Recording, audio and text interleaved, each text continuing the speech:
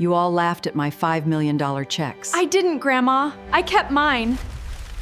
Ma'am, your check is real, and your family just lost everything. The moment my grandmother placed a $5 million check beside my plate, my entire family laughed.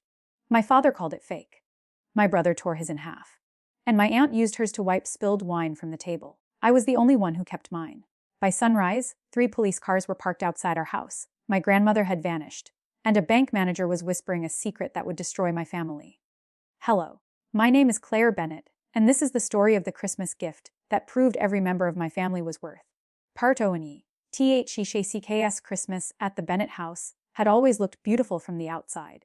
My parents lived in a large brick home in Westchester County, New York. Every December, my mother covered it with white lights and red ribbons. Through the windows, people could see a 12-foot tree and a dining table set for 16. It looked warm. It looked generous. It looked like the kind of home where everyone loved one another. But our family had learned to decorate its cruelty. That year, I arrived alone with a homemade apple pie. I was 32, recently divorced, and working 2 jobs.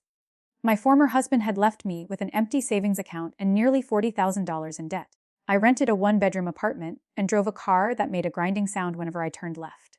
My family knew all of that. They never missed a chance to remind me. My older brother, Marcus, opened the door. He wore an expensive navy suit and a gold watch that he displayed with the care of a museum curator. "Claire," he said, looking past me toward the street. "You parked that thing in front of the house. Merry Christmas to you too." "I'm serious. Dad invited clients tonight. Then tell them it belongs to the caterer." Marcus did not laugh. He never laughed when the joke was about him. His wife, Brittany, appeared behind him. Her eyes dropped to the pie. "Oh," she said. "We already ordered dessert. Grandma likes my apple pie. That's sweet." The way she said sweet made it sound like poor. I stepped inside before they could send me around to the service entrance. Everyone was already there. My father, Richard, talked business with Uncle Daniel. My mother arranged photographs, Aunt Vivian poured wine, and my cousin Madison filmed videos. At the far end of the room, almost hidden behind the branches of the Christmas tree, sat my grandmother. Evelyn Bennett was 81 years old. She wore a plain red cardigan, a black skirt, and the silver snowflake brooch my grandfather had given her before he died. Her white hair was pinned neatly above her ears. She looked smaller than I remembered. But her blue eyes were clear and watchful. I put down the pie and crossed the room. "Grandma." Her face softened. "There's my Claire." I bent to hug her. She held me longer than usual. "Did you come alone?" she asked. "Yes." "Good." That answer surprised me. Before I could ask what she meant, my mother called my name. "Claire, can you help in the kitchen?" Of course she could not ask Marcus or Brittany. Successful people were apparently unable to carry plates. I spent the next 30 minutes warming bread, moving serving dishes, and listening to my mother complain that the caterer had used the wrong shade of napkin. When we finally sat down, Grandma was placed at the head of the table. My father sat at the other end. I was near the middle, between Aunt Vivian and 12-year-old Noah, Marcus's son. Dinner began with the usual performance. My father talked about his newest development project. Marcus announced that he might buy a vacation home in the Hamptons. Brittany described the private school where she hoped to send Noah. Madison told everyone she had gained 20,000 followers online. Nobody asked Grandma a question. Nobody except me. "How have you been feeling?" I asked. The table became quiet for half a second. My mother gave me a warning look. Health was not an acceptable topic during photographed meals. Grandma cut a small piece of turkey. "Old," she said, but not confused. My father laughed too loudly. "Nobody said you were confused, Mom." A grandma looked directly at him.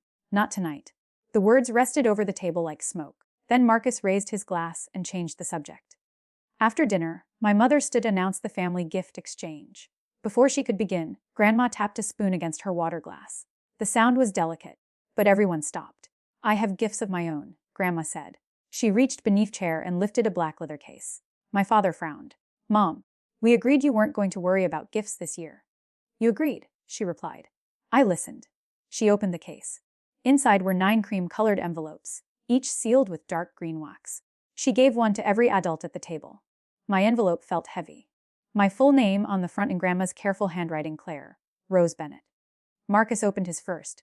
He pulled out a check, stared at it, and burst out laughing. $5 million. Brittany grabbed her envelope. Mine says $5 million too. Soon everyone was opening them. My father looked at his check for less than 2 seconds before tossing it beside his plate. "It's obviously fake." Aunt Vivian held hers toward the chandelier. What bank even prints checks like this? First Heritage Private Bank. Uncle Daniel Ridd. Never heard of it. Madison turned her check toward her phone camera. Grandma just gave everyone $5 million. Best Christmas prank ever. Laughter spread around the table. Not gentle laughter. Not surprised laughter. It was the sharp, careless laughter people use when they believe someone weaker has embarrassed herself. Grandma did not smile. She watched each person. That was when I noticed the tiny black device clipped inside her brooch. A microphone. My stomach tightened. Noah leaned toward his father. Dad, what if it's real? Marcus shook his head. It isn't. Your great-grandmother lives in a small old house and still uses coupons. $5 million times 9 people is 45 million. Use your brain. Then he folded his check. Once, twice, and tore it down the middle. Grandma's eyes followed the 2 pieces as they fell onto his plate. Brittany laughed and tore hers too. Uncle Daniel crumpled his check into a ball and threw it toward the centerpiece. Madison wrote, FK, across hers with a red marker for her video. Aunt Vivian knocked over her wineglass. Red wine ran across the white tablecloth. She picked up her check and pressed it against the spill. At least it's useful for something. More laughter. I looked down at mine. It seemed real. It had my name, the amount, a routing number, and Grandma's signature. Beneath the signature was a line-guided text veiled OIGNL de moment INDH tar ms. There was a second folded page inside my envelope. Nobody else seemed to have noticed theirs. I slipped both papers back into the envelope. My father saw me. Claire, don't be stupid. The laughter stopped. His voice was calm, but I knew that tone. It was the tone he had used when I chose literature instead of finance in college. The tone he had used when I divorced a man he admired.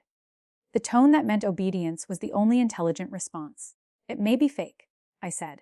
But Grandma gave it to me? Then frame it. Maybe I will. A grandma turned toward me. For the first time that evening, she smiled. It was not a warm smile. It was the smile of someone watching the final piece of a trap fall into place. Part de glow. THEMP2 house. The evening ended badly. My father accused Grandma of making a scene. My mother asked whether she had taken her medication. Marcus complained that his son had been given unrealistic ideas about money. Grandma listened without defending herself. At 9:30, I offered to drive her home. Henry is coming, she said. Who's Henry? An old friend. My father overheard us. Her driver, he said. Apparently Mom needs a driver now. A grandma ignored him and squeezed my hand. Keep the envelope safe tonight. Is the check real? A better question is whether the people at this table are real. Grandma, what is happening? Tomorrow morning, go to the bank printed on the check. Go alone. And Claire, yes, do not tell your father. Before I could ask anything else, headlights swept across the front windows. A black sedan waited outside. An older man in a gray overcoat entered and greeted Grandma respectfully. My father demanded to know where she was going. She kissed him on the cheek, as if he had not spoken. Then she left. I drove home through light snow with the envelope inside my coat. At my apartment, I locked the door and read the second page. It contained only 5 lines. The check must remain whole and unaltered. The recipient must present it in person before noon on December 26. The recipient must come voluntarily and without another family member. The gift may be declined by destroying, discarding, or surrendering the check. Acceptance requires a final confidential review.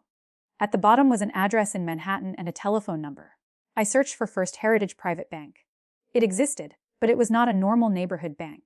Its website showed one dark glass building and almost no public information. It served private trusts, charities, and clients with more wealth than I could imagine.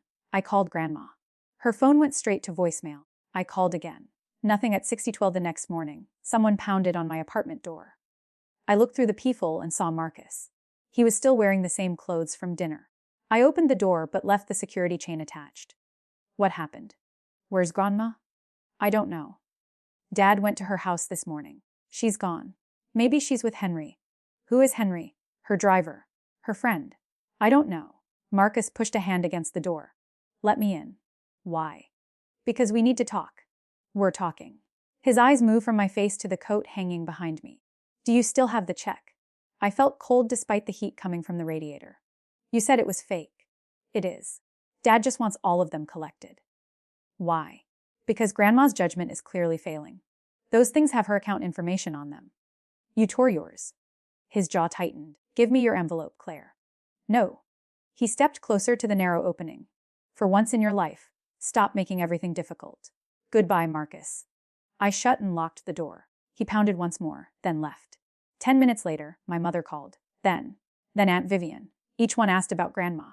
Each one eventually asked about my check. At 7 o'clock, my father sent a message to the family group. No one is to contact any bank. We are handling this privately for Mom's protection. 1 minute later, Madison deleted the video of the checks from her account. That was when I knew they had learned something. I put the envelope in a folder, tucked the folder beneath my sweater, and left my apartment. Outside, 3 police cars were parked near the curb. For one terrible second, I thought Marcus had called them on me. But the officers entered the jewelry store next door. It was only a silent alarm. I took a taxi to Manhattan. A gray SUV followed us for 14 blocks. Even after we turned onto Fifth Avenue, I asked the driver to circle the block. The SUV continued straight, but my hands shook until we reached the bank. First Heritage occupied a narrow black building between a law firm and an art gallery. There was no line of customers. The front doors were locked. I pressed the intercom. "I have an appointment," I said. "Name: Claire Bennett." The door opened immediately. A security officer checked my identification and escorted me to a private elevator. On the 31st floor, a woman in a dark green suit was waiting. "Ms. Bennett, I'm Helen Alvarez, Senior Trust Manager." She looked at the folder beneath my arm. "Do you have the original instrument?" I handed her the envelope. She removed the check and examined it beneath a small light. Then she looked at the color left her face. Is something wrong? She did not answer. Instead, she walked to the door, locked it, and lowered the blinds. "Ms. Bennett, before we continue, I need to ask whether anyone followed you here." "Pert Tarii. Grandier Cicierite." My first thought was that the money had been stolen. My second was that my grandmother had committed some kind of crime. Helen sat across from me and folded her hands. "Your check is authentic," she said. I stared at her. "There is actually $5 million. The check is backed by a restricted family trust established by Evelyn Bennett. My grandmother has $45 million. Helen's expression did not change. "Mrs. Bennett's total holdings are confidential, but the amount available for the family distribution is substantially larger than $45 million. The room seemed to tilt. Grandma lived in the same modest house she had purchased with my grandfather in 1968. She clipped coupons. She repaired her own sweaters. She drove a 12-year-old Buick until my father insisted she stop. "How?" "Your grandmother will explain what she chooses to explain. No one can find her. She is safe." Relief arrived first, then anger. "You knew where she was while my family was panicking." "Your grandmother anticipated panic. She also anticipated that the family would attempt to recover your check." Helen slid a tablet toward me. Security footage appeared on the screen. It showed the bank lobby at 5:48 that morning. My father entered with Marcus and a lawyer I recognized from my father's company. The recording had no sound, but their anger was obvious. My father placed several damaged checks on the desk. Marcus pointed repeatedly toward the private elevators. The lawyer opened a folder and handed documents to a security officer. "They came here?" I asked. "They demanded that the distribution be canceled. Their attorney claimed your grandmother lacked mental capacity." "What happened?" "They were given the same opportunity every recipient has. Present an intact check in person before noon." "But they destroyed theirs." "Yes." I thought of Grandma watching from the head of the table as my family laughed. She knew they would do it. Helen leaned back. "Your grandmother hoped they would not."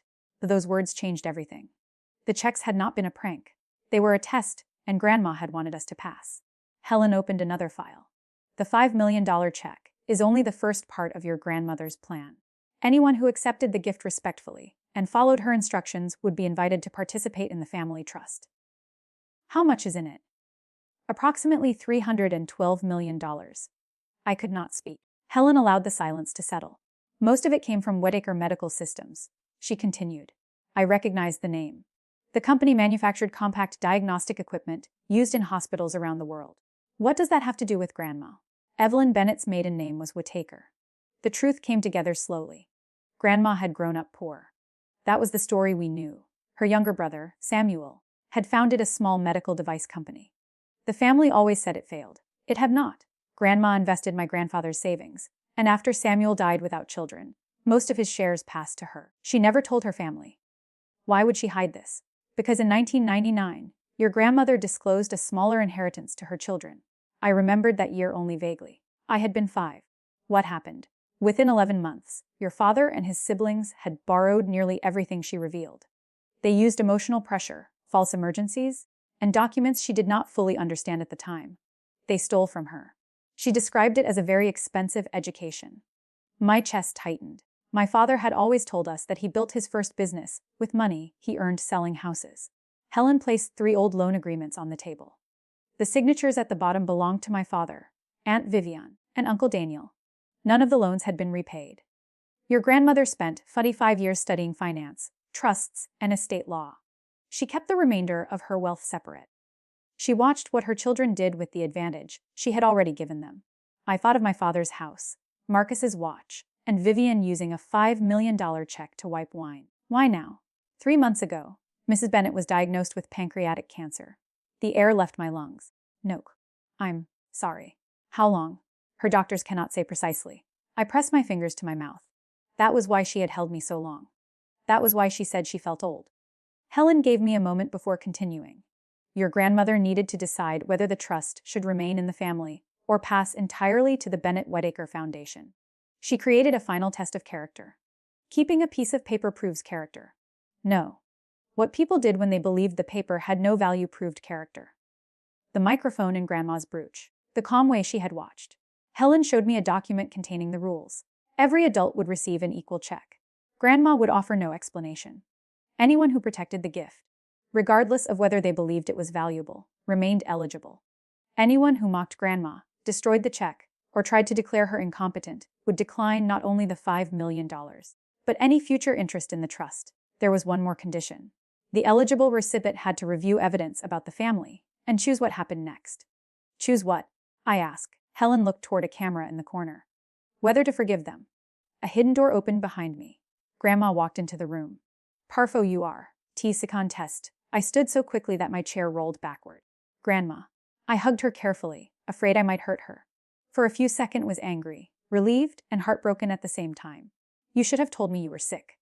Yes, she said quietly. I should have. You let everyone think you disappeared. I left a message with your father. He was too busy calling lawyers to listen to it. That sounded like him. Grandma sat beside me. Without the red cardigan and Christmas lights around her, she looked tired. There were shadows beneath her eyes. Is it really $312 million? I asked, give or take what the market does before lunch. I almost laughed, but my throat closed. Why me? It wasn't supposed to be only you. Her voice carried sadness, not triumph. I made 9 checks, Claire. I imagined at least one of my children would ask whether I was all right. I imagined someone might say thank you before deciding the gift was impossible. I thought Noah would stop Marcus from tearing his. He tried. Yes. A 12-year-old showed more sense than the adults. Grandma took my hand. I did not need them to believe I was rich. I needed them to remember that I was a person. Helen left us alone. Grandma told me the rest. After her brother's company became profitable, she had chosen a simple life because wealth had frightened her. Her own parents had fought over money. Her brother lost friends after his success. When she first helped her children, they changed almost overnight. My father came to her with an investment opportunity. Vivian needed a house. Daniel claimed he owed money to dangerous people. Grandma gave and gave. When she finally said no, they called her selfish, so she stopped telling them what she had. Over the years, she quietly paid for our educations, covered medical bills, and saved my father's business through anonymous investments. Because they never knew, they believed she had done nothing. Your father started pressuring me again last year. Grandma said. For what?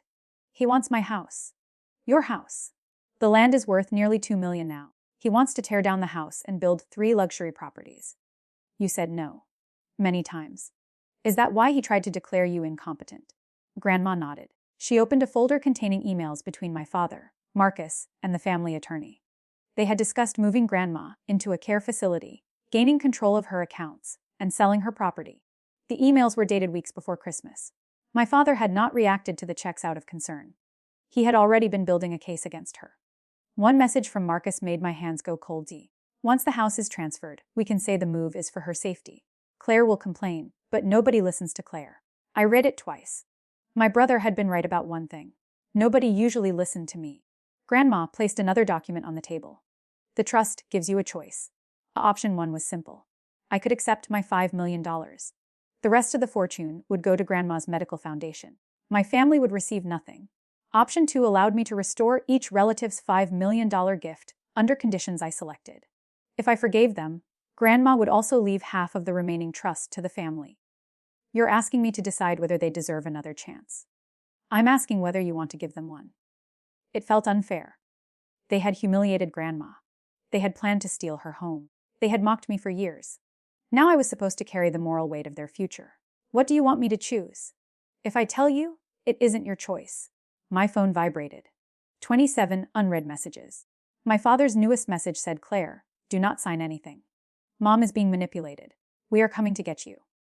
How do they know I'm here? Grandma looked toward the window. The gray SUV I had seen from the taxi was parked across the street. My father, Marcus, Aunt Vivian, and Uncle Daniel stepped onto the sidewalk. They were coming into the bank. Part 5e. Teat family security could have removed them. Grandma wanted them upstairs. Let them speak, she said. People reveal the truth when they think they are about to lose money. We moved to a larger conference room. A long walnut table stood beneath white lights. Cameras recorded from 3 corners. My family entered with their attorney. My father saw Grandma and stopped. Thank God, he said. He rushed toward her, but a security officer blocked his path. Mom, these people have kept you here against your will. No, Richard. I invited them. His expression changed, only for a second. Then he became the concerned son again. You're not well. Let us take you home. Grandma folded her hands. Which home? The one you intend to demolish. Silence. Marcus stared at me. What did you tell her? I didn't tell her anything. Helen placed copies of the emails in front of them. Aunt Vivian began to cry before she finished the first page. Evelyn, you don't understand.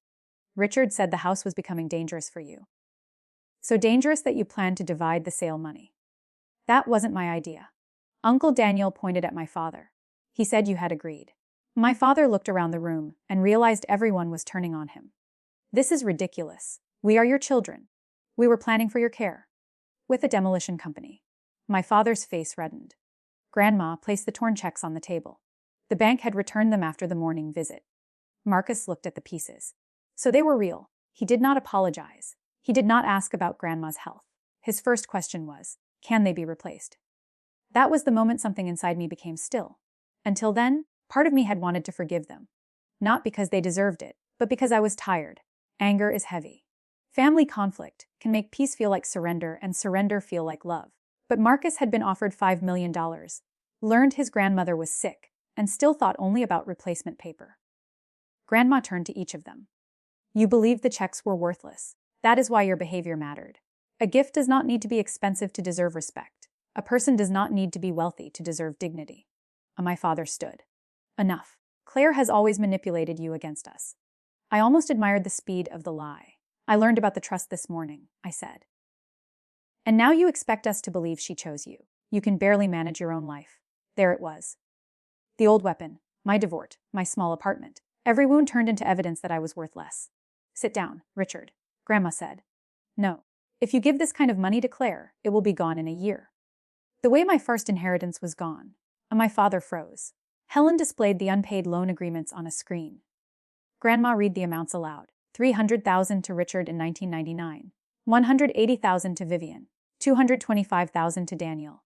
Adjusted for inflation and investment growth, the money would have been worth several $1 million.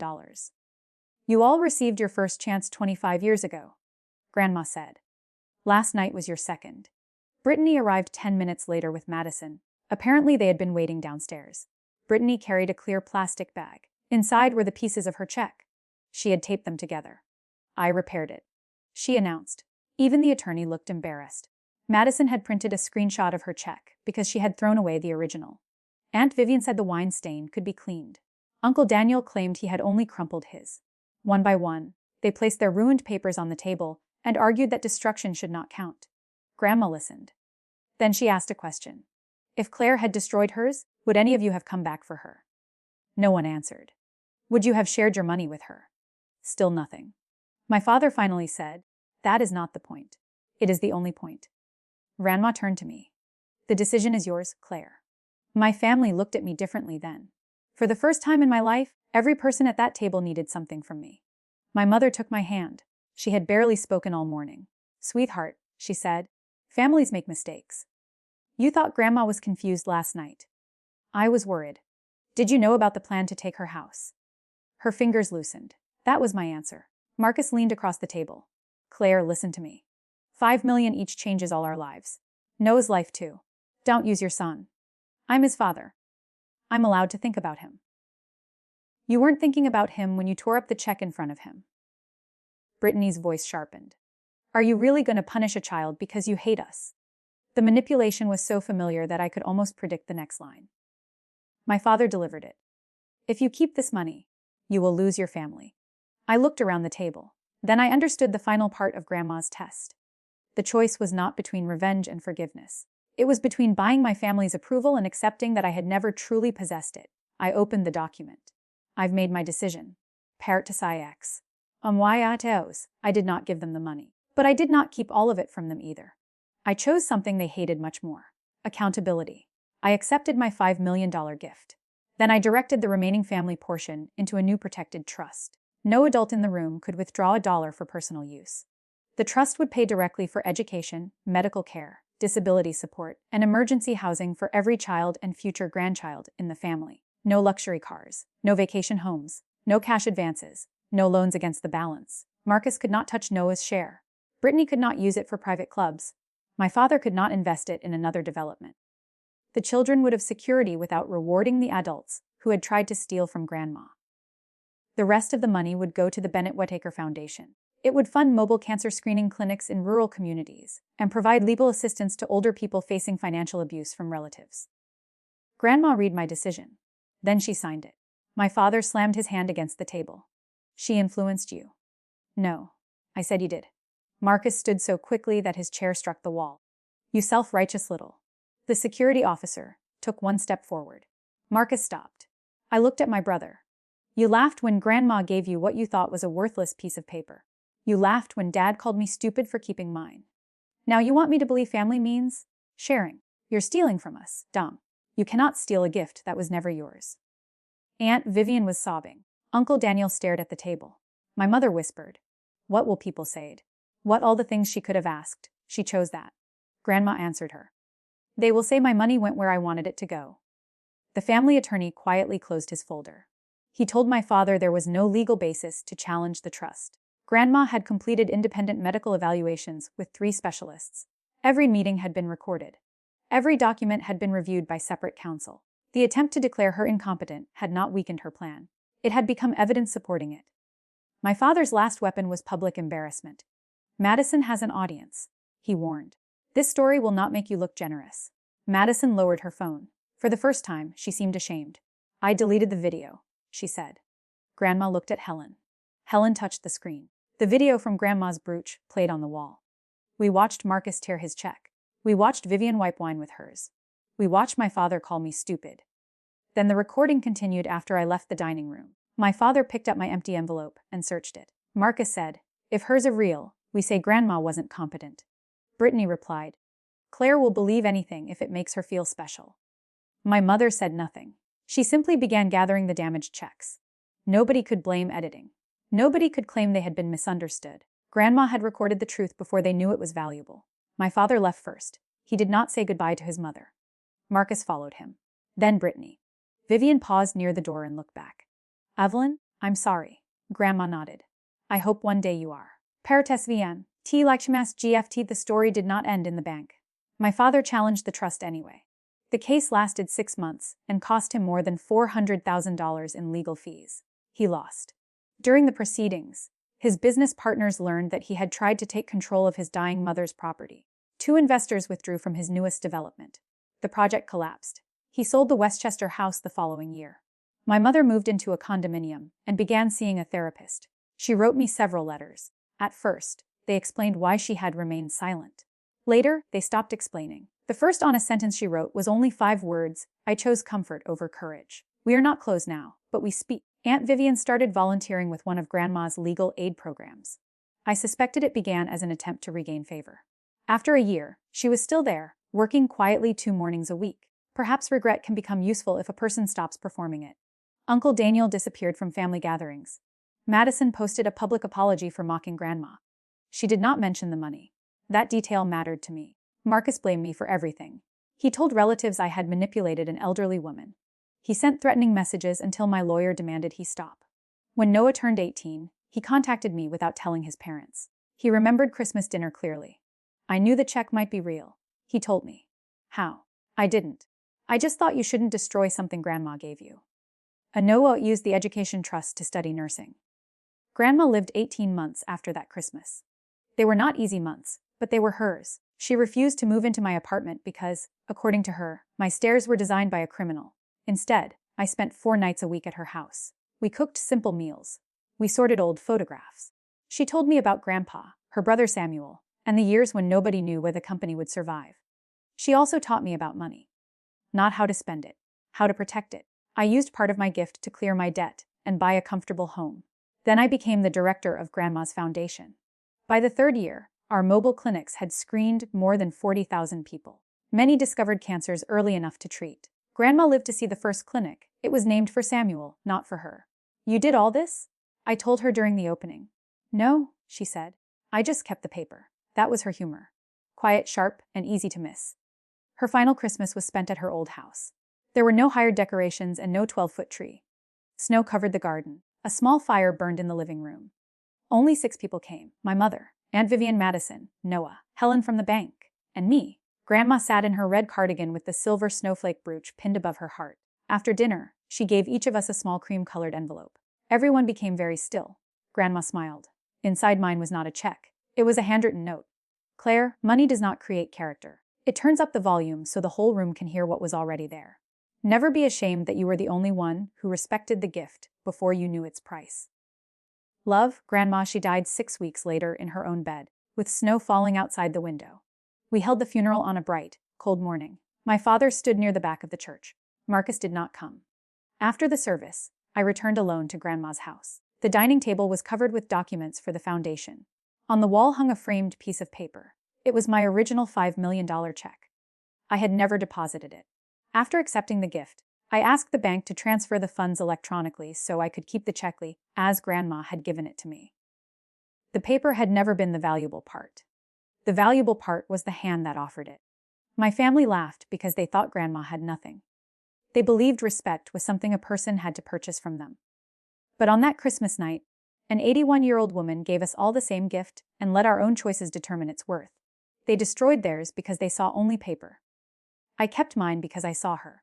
And in the end, that was the difference between inheriting a fortune and losing something no amount of money could ever buy back.